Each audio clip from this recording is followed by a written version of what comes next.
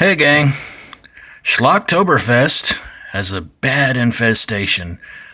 Nothing we can do about it because these suckers are huge. It's a review of H.G. Wells' Empire of the Ants.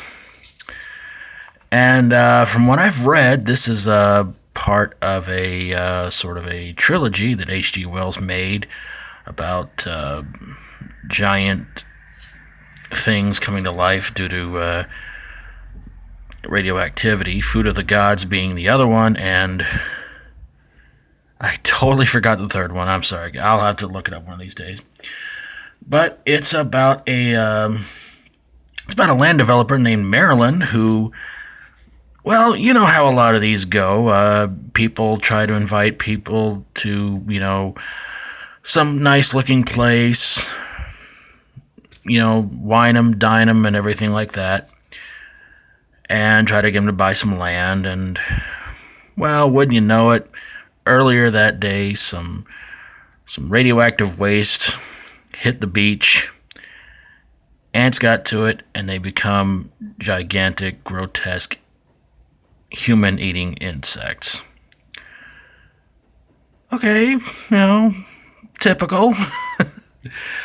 So Marilyn and all the others tried to escape from the ants, and of course the ants get anybody and everybody that they can, and so she and a few other survivors wind up in this other town where they think, okay, seems like a normal small town, but everybody seems to act kind of weird, and you're like, okay. And it turns out that in this town, the queen giant ant is kind of like hypnotizing the citizens into doing its bidding and eventually trying to take over the world. I wish I was kidding. The cops are in on it, of course, the whole 9 yards. And yeah, the queen ant's trying to make humans the drones, and it just gets weird from there.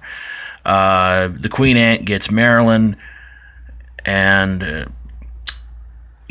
so the few other survivors of the movie, who's all the names I can't really remember, but Dan was pretty much the main male hero of the movie.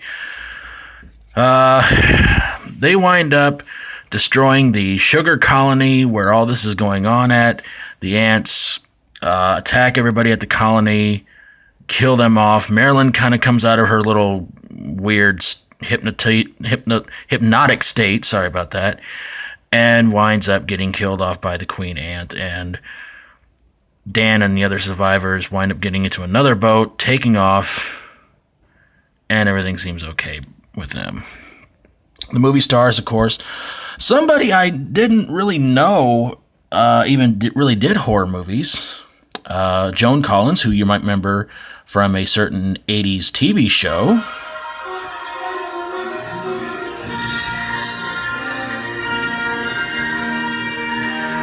Yeah, some of us who grew up in the 80s had to put up with... Well, my parents never liked Dynasty. They never really watched it. They weren't really into that show very much. But it also starred somebody who was a co-star in a hit TV show of the 70s, late 70s and early 80s. We'll get to his theme song here in a minute. But yes, Joan Collins. Weird thing is she gets starring credit, but yet she winds up getting killed off. Yeah, kind of weird. And we'll get to the other theme here in probably just a few seconds. You might be able to recognize the theme, but who is it from this popular TV show? Jeez, I didn't think it was this long.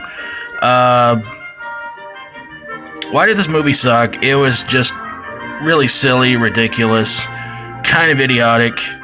It's really weird to see ants try to eat humans. The effects in it were not great, but still a little terrifying, except for when the ants were up close to the humans and you're just like, oh, for crying out loud, that looks stupid.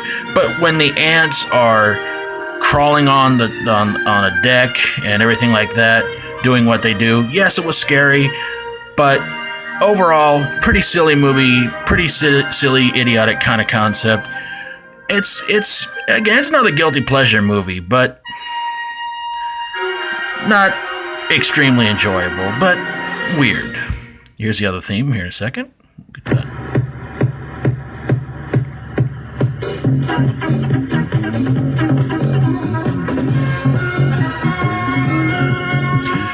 Who from this TV show was on here? Eric Estrada? No. Larry Wilcox? Nope. Robert Pine, he played the sergeant on ships. He was kind of a jerk in this movie, and that's kind of another reason this movie sucked, because he's really bad in it. But there you guys have it, a review of Empire of the Ants. If you like my videos, feel free to subscribe. Schlocktoberfest will keep going till Halloween, and I hope you guys will keep watching until then. Thanks so much for watching, and until tomorrow, as always, stay strong and ride on! I mean, rock on, sorry.